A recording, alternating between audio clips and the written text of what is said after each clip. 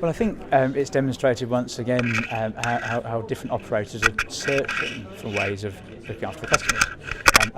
You wouldn't be surprised to hear, senior business leaders within the rail industry recognising that's important. I take that for granted. But it's been very interesting to hear from the open access example in Australia how they've been able to respond to the needs of their local customers.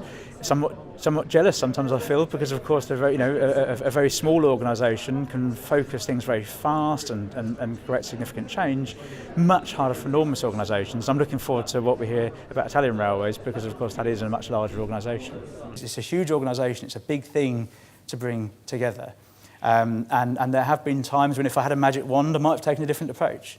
But I'm really glad that we've stuck with it and that we've persevered through some very challenging issues, because of course bringing organisations together and people together is a tough thing to do, at the same time as running a railway on a daily basis. So in trying to bring together the two different cultures that we found when we were creating the alliance, the challenge has been to find ways and words and things that our frontline employees can identify with, things that they have in common. And of course the customer, serving the customer and our passengers, is something that everyone on the railway has in common.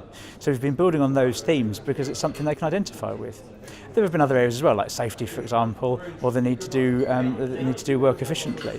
But there's no doubt that need, that feel of delivering the service for people is a great motivator. Including the maintenance teams are now very, very focused on the customer. And if we have a small possession overrun in the morning, it's now regular to see a note that comes through from the maintenance teams apologising for that delay.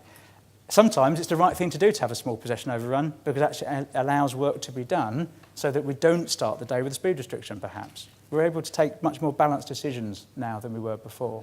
Well, the main technology we're using to engage with the customer is very much recognising their prevalence of smartphones and mobile technology. So, for example, we've now got over 50,000 Twitter followers.